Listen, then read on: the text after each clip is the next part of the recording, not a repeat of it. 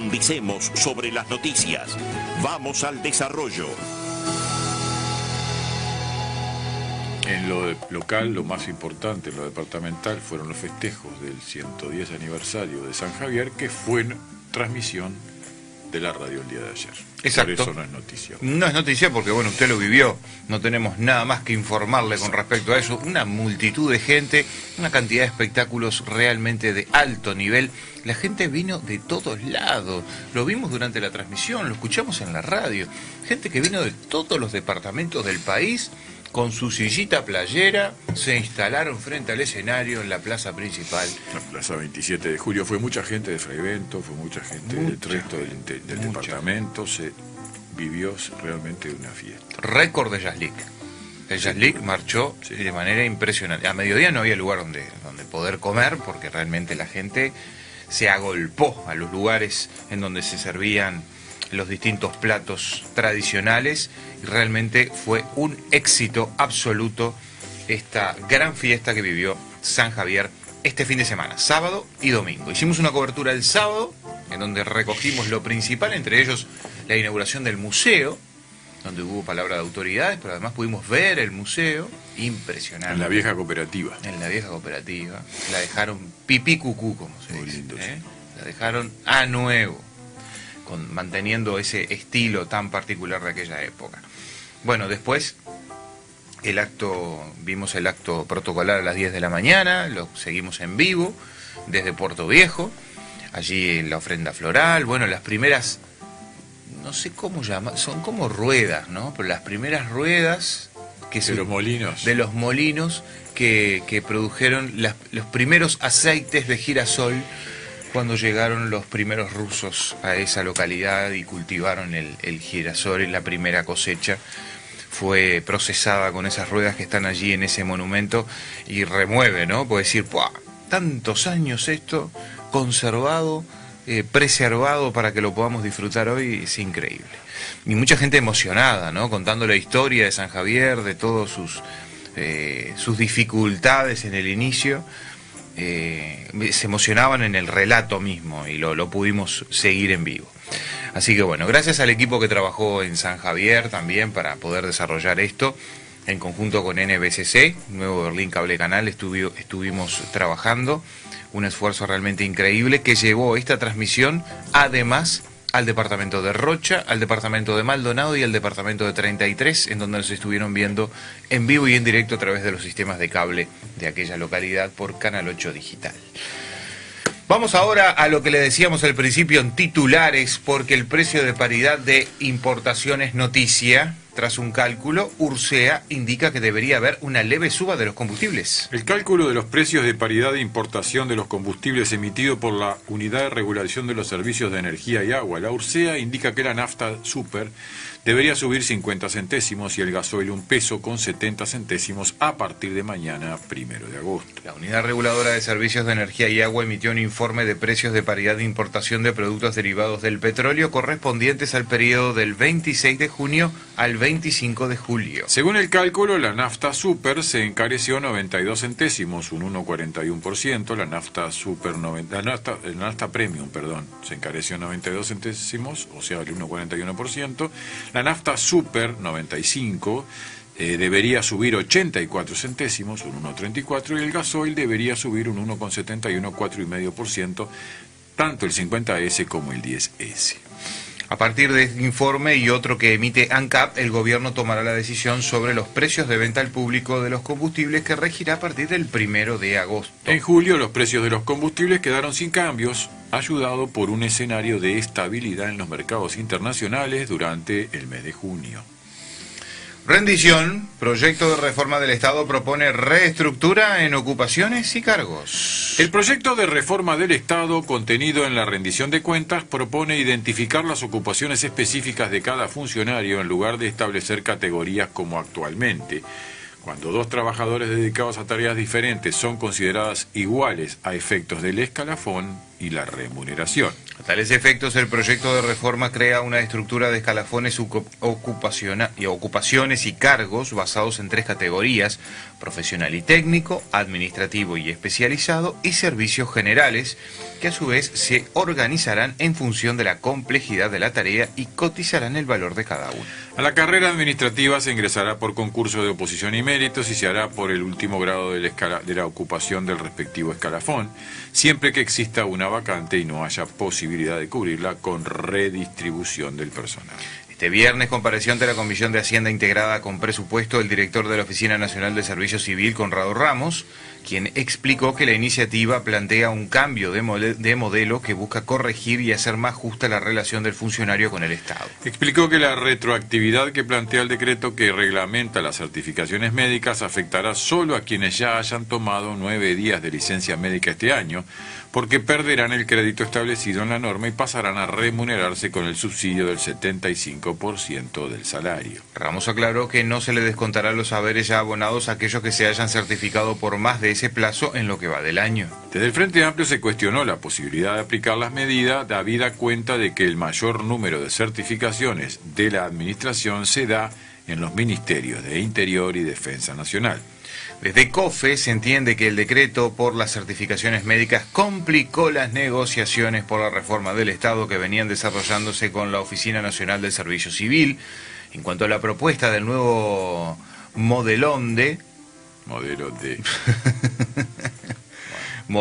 de carrera administrativa, la Confederación quiere seguir conversando, aunque anticipa su desacuerdo con la escalada salarial que propone la iniciativa, en el entendido que supone una pérdida salarial. La cuarta parte de los alumnos faltó a clase en la primera semana después de vacaciones de julio.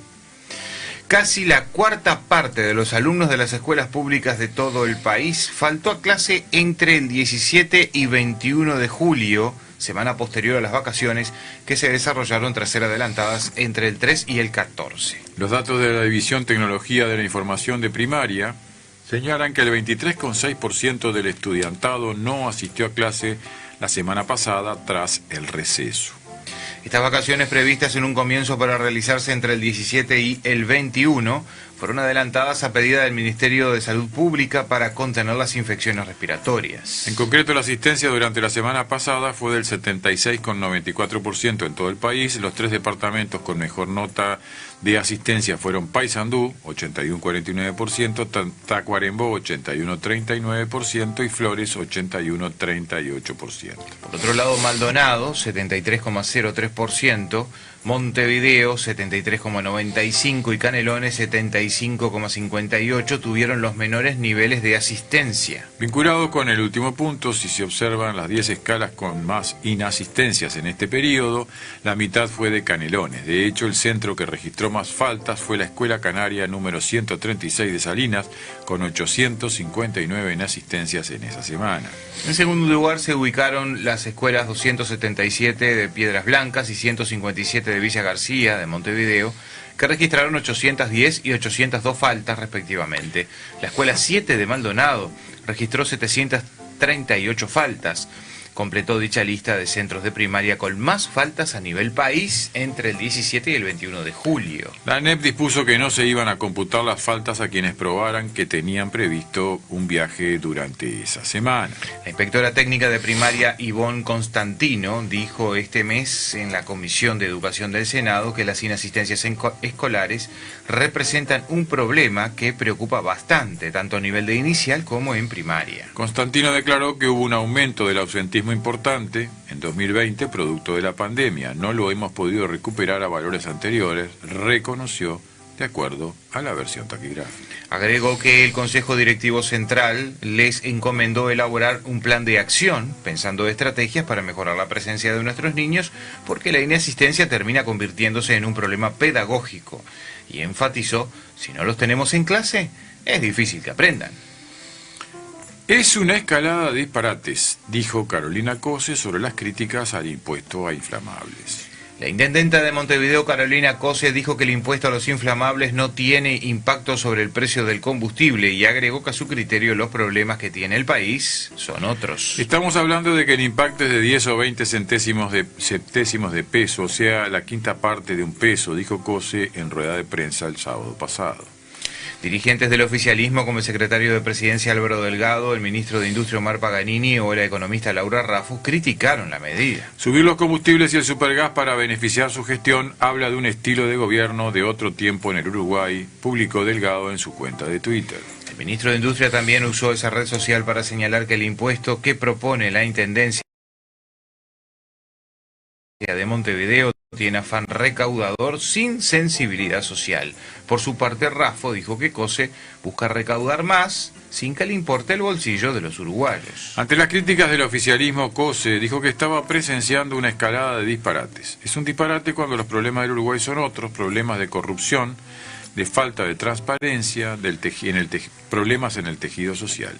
En los barrios andan a los tiros, tenemos que retirar trabajadores, no se animan a salir de la casa, hay que acompañar a los trabajadores a las paradas, dijo sobre la actual gestión de seguridad. Sobre el nuevo impuesto agregó que no tendrá un impacto significativo en los precios, estamos hablando de que el impacto es 10 o 20 centésimos de peso, o sea, la quinta parte de un peso. Los camiones de combustible son los más pesados y tienen circulación libre por la ciudad, y esto es una forma que devuelvan a la ciudad y puedan mitigar parte del daño, del esfuerzo que les supone a la ciudad, cerró la intendenta. Nos vamos al Ministerio de Trabajo porque el ministro Pablo Mieres planteó que la coalición firme otro compromiso por el país antes de octubre del 2024. Tras realizar un encuentro de su Junta Federal en Pando, el Partido Independiente emitió una declaración el sábado en el que reafirmó la necesidad de continuar con la experiencia de coalición desarrollada a nivel nacional, renovando compromisos y profundizando los cambios estructurales ya iniciados. Encomendar a la Mesa Ejecutiva Nacional a realizar todos los esfuerzos necesarios para que en las próximas elecciones departamentales los partidos integrantes de la actual coalición de gobierno comparezcan bajo un lema común, de modo de fortalecer la presencia de los mismos en los gobiernos departamentales, señaló el Partido Independiente. El secretario general de la Secretaría Nacional de Drogas, Daniel Radío, expresó que el partido tiene que jugar en la cancha grande y en serio. Transformándonos en un partido central, en un pilar de la coalición de gobierno, un partido que siempre se había caracterizado por estar en la oposición y de gestión parlamentaria, hoy es un partido de gobierno, resumió Radío.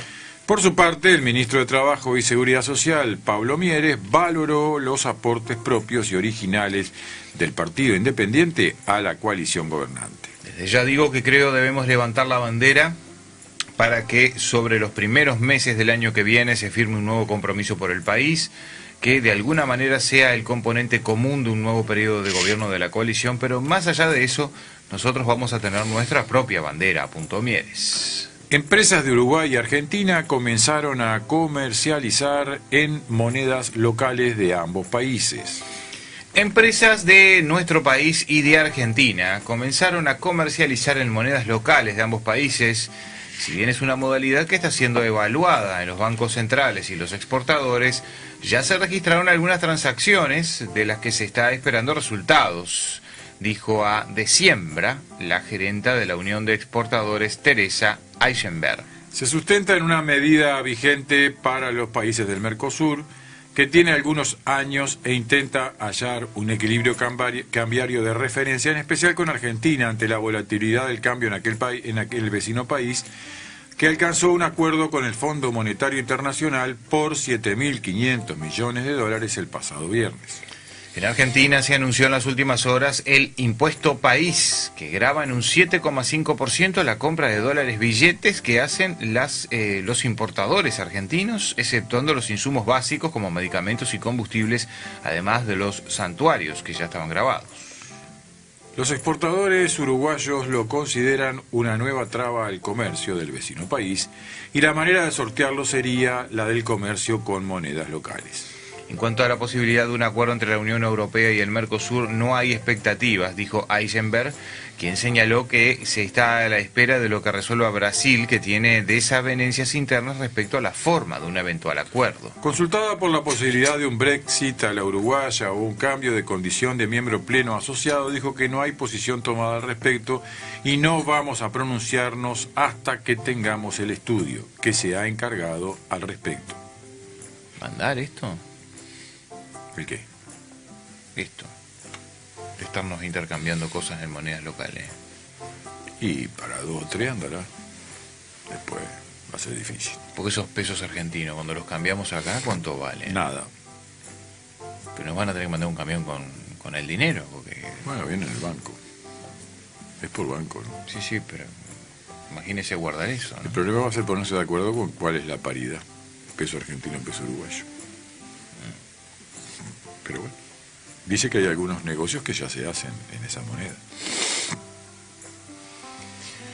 Bueno, reapareció el caso de Sebastián Marcet. Mire usted, este señor logró escaparse junto a su familia tras un allanamiento realizado el sábado pasado en Bolivia. El narcotraficante uruguayo Sebastián Marcet Cabrera fue localizado en la ciudad de Santa Cruz de la Sierra, en Bolivia. Así lo difundieron los medios de aquel país en base a una información divulgada por la Fuerza Especial de Lucha contra el Narcotráfico de la localidad en una conferencia de prensa. Según el comandante Tumor Justo Condori, en declaraciones que destaca el medio El Deber, Marcet Cabrera logró escaparse de un allanamiento para su captura el sábado. Durante la operación, sus escoltas armadas secuestraron a un policía que intentaba aprehender al narcotraficante. Horas después, lo abandonaron en la zona norte de la ciudad. De acuerdo con lo informado por las autoridades, el operativo se llevó a cabo en un lujoso domicilio. Pese a que no lograron capturar a Marcet, las autoridades pudieron detener a 2 de sus presuntos empleados. Ambos fueron trasladados a las instalaciones de la Fuerza Especial de Lucha contra el Narcotráfico para continuar las investigaciones. Según da cuenta El Deber, la policía había mantenido en reserva el desarrollo de la investigación, que incluía la presencia de Marcet en Bolivia, dado que tenían en conocimiento que actualmente lo custodian guardaespaldas fuertemente armados. Se sospecha que tanto Marcet como su esposa escaparon hacia Cochabamba a bordo de una camioneta Land Cruiser de color blanco, acompañados por sus 3 hijos. La policía de Bolivia pidió ayuda a la población local para dar con su paradero, alertaron la peligrosidad del individuo y dispusieron de un número telefónico local por cualquier información. Bueno, habrá más noticias para este boletín. Otra medida de Argentina que complica las exportaciones de Uruguay. El gobierno argentino oficializó medidas económicas que preocupan a los exportadores uruguayos. Entre las medidas tomadas por el ministerio liderado por Sergio Massa se encuentra el decreto 377/2023, que amplía el alcance del denominado impuesto para una Argentina inclusiva y solidaria. Escuchó bien, hay un impuesto que se llama así, Impuesto para una Argentina inclusiva y solidaria, creado a fines del 2019. Se generaliza el impuesto país con una alícuota del 25% para todos los servicios excepto fletes, que ya se le aplica la alícuota del 7,5%, salud y educación, que ya están exentos, y los recitales, que ya pagan el 30%. El nuevo tipo de cambio, que se irá ajustando a través de las devaluaciones del Banco Central, se compone del tipo de cambio oficial mayorista más el 25% del impuesto país. El presidente de la Comisión de Comercio Exterior de la Cámara de Industrias del Uruguay, Washington Durán, dijo que esa extensión del impuesto ya se le empezó a cobrar a importadores argentinos, en caso de lo que podían incluso no tener ya la mercadería, afectando el negocio que estaba previsto.